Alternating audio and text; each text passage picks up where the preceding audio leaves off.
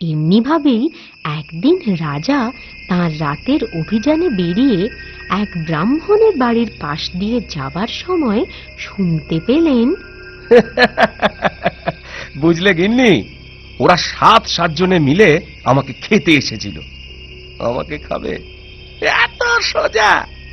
রেগে মেগে মারলাম এক চড়, ব্যাস সবকটা একবার চিড়ে চ্যাপটা। বুঝলে, একটা চড়ে 7টাকেই মেরেছি। এক চড়ে 7টাই শেষ? ইস, তোমার হাতের চেটো তো রক্তে ভরে আছে। যাও যাও, আগে হাতটা ভালো করে ধুয়ে এসো। রক্ত টক্ত দেখলে আমার আবার গা ঘিন ঘিন করে।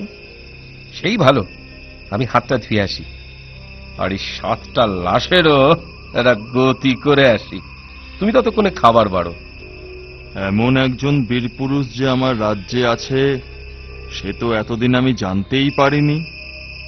এক চড়ে যে 7 জনকে মারতে পারে, সে তো দেশে লোক নয়। যাক, দেশের কোনো দরকার পড়লে এই বীরপুরুষটিকে কাজে লাগবে। রাত অনেক হলো, এবার প্রাসাদে ফিরি। মহারাজ, আপনি অনুমতি দিলে এই ভিনদেশী পালোয়ান পর্বত সিং তার শক্তি প্রদর্শনের খেলা শুরু করতে পারে। শুরু করো পর্বত সিং, দেখি তোমার শক্তির খেলা। যথাজ্ঞা মহারাজ।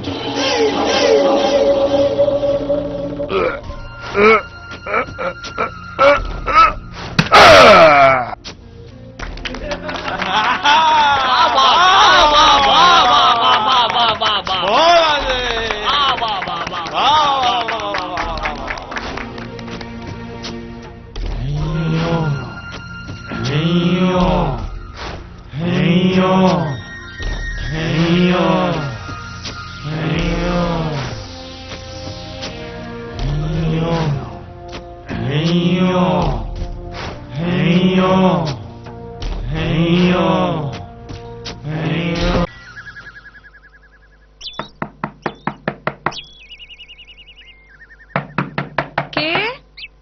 আমি সেনাপতি অভয় সিং। এই যে দেখছি পাজি বাঘটা, গলায় আবার দড়ি বাঁধা। রাত কানা বামুন না বুঝে না জেনে কি কাণ্ডটাই না ঘটিয়েছে। যাই, ওকে ডেকে দেখাই। কি হচ্ছে? গরুটাকে বাঘে খেয়েছে তো? আরে চলোই না, গোয়ালে গিয়ে দেখো তুমি কাল রাতে কি করেছো। এই রে, আর কিছু ভুল করলাম নাকি? চলো চলো দেখি।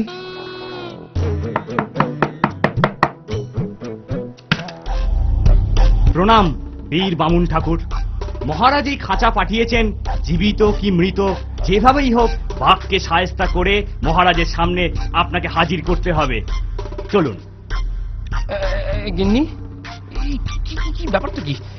এই জন্য আমাকে তুমি ঘুম থেকে তুলে নিয়ে এলে? তুমি থামো তো, তোমার বীরত্বের কথা আমায় বলতে দাও।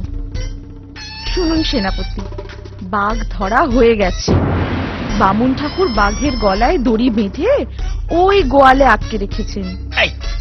আপনি কিছু মনে করবেন না সেনাপতি, আসলে উনি নিজের বীরত্বের কথা জাহির করতে পছন্দ করেন না তো, তাই আমায় বাধা দিচ্ছেন। চলুন, খাঁচাটা নিয়ে গোয়ালে চলুন।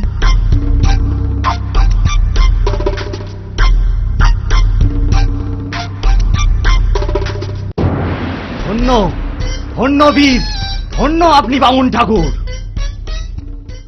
কি বলে যে তোমায় সাধুবাদ জানাবো বামুন ঠাকুর। তুমি বামুন না ক্ষত্রিয় সেটা বোঝাই মুশকিল। মহারাজ, আমি আমার কর্তব্য করেছি। না না না না, এ তোমার মহানতা। কোনো মূল্যই এই বীরত্বের কাছে কিছুই নয়। এই 10,000 স্বর্ণমুদ্রা গ্রহণ করো বীর, এ তোমার পুরস্কার। 10,000 স্বর্ণমুদ্রা পেয়ে বামুন আরো ধনী হয়। সুখে শান্তিতে বামুন আর বামনি জীবন